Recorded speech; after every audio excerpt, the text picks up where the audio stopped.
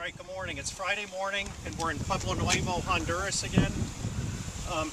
Where we're standing right now is at one component of the water system that's been built and designed by the Engineers Without Borders chapter of Lehigh University.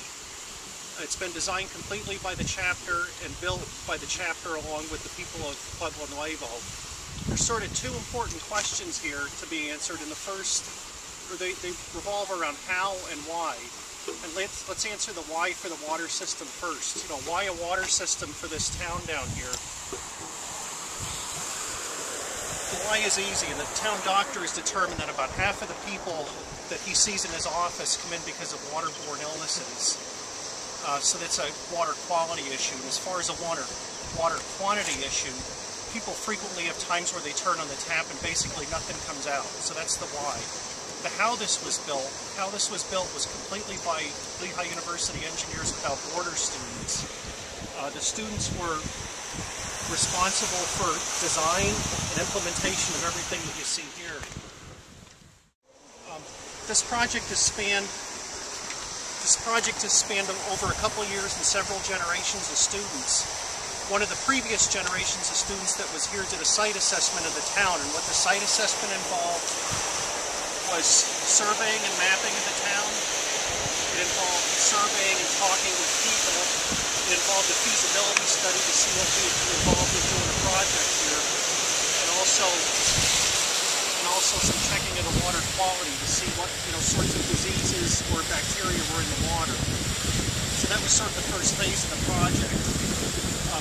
After that sort of initial reporting stage, students took those reports from the surveys, went back and incorporated this whole report into a classroom setting, which spanned over several semesters.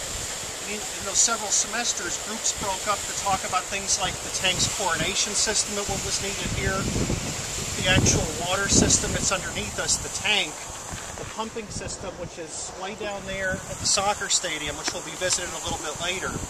And each of these groups did in-depth studies of everything, every component of the system. So things like the tank and the structure of the tank, the structure of the pump house.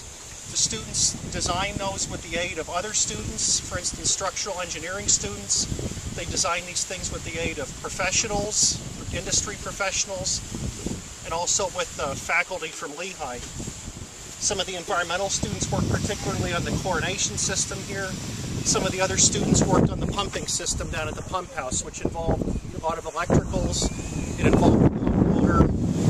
So the students were responsible for figuring out what kind of materials were needed. They were responsible for material selection and for working with professionals to come up with sustainable needs here. And what we're doing over here right now, students are doing water testing. We're running a system test this morning, so we're checking chlorine levels and calibrating the chlorinator. Not only were the students responsible for all the structures, the design of everything, the layout of the system, component installation, working with professionals to pick the right equipment for this situation, but they went one step further as far as designing an entire maintenance manual which explains the maintenance for the pumping system, the transmission system, the tank, the chlorinators here. They made a maintenance manual and also an entire training section for what's called the Junta de Agua, the water board of the town.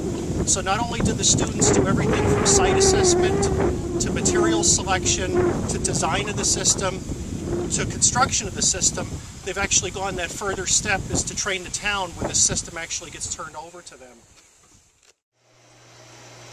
Hi, so as you can see, we're at the pump house right now, and today was mainly doing a systems test, and earlier today we were at the tank doing some chlorine tests. And then we also just recently had a meeting with ADEC, which in English means Water and Community Development. They're a Honduran NGO that works with groups like ours to be kind of like a middleman to oversee our project when we're not here, because we're only able to travel every 4 months or so. So this partnership we've learned from our experience here in Pueblo Nuevo is kind of important to have a Honduran middleman that could kind of talk to the people and get them to work on projects when we're not here. All Alright, it's still Friday in Pueblo Nuevo, and we're here inspecting another one of the components of Pueblo Nuevo's water system that was designed by Lehigh University's chapter of Engineers Without Borders and built with cooperation from the town and Lehigh University's chapter of Engineers Without Borders. So let's take a look at it and see what's going on. This pump house, from start to finish, was designed and sort of conceived by Lehigh University Engineers Without Borders students. After an initial assessment trip a few years back, this pump house was sort of laid out on paper and the design process began. There was one group that focused on just the piping, another group that focused on the pump, a third group that focused on the electrical system and also the control system for the pumping system that has to get a signal from the tank, and even another group that focused on just the structure of this building. The students were really the leaders in the design process, and they had a chance to work with faculty, they had a chance to work with professionals from other organizations, professional mentors, but the key is that the students really led the design process, and here we are today and everything's functioning. Some of this work spanned over a couple generations of students just because everything was picked for sustainability, whether it was the pump, whether it was the piping system, and same with the electrical system that relays everything back. The students even went one step further than that and created a complete operations and maintenance type of manual, which was so the system could be handed over to the town. So when it came time for the system to be handed over, the town was completely able to operate it.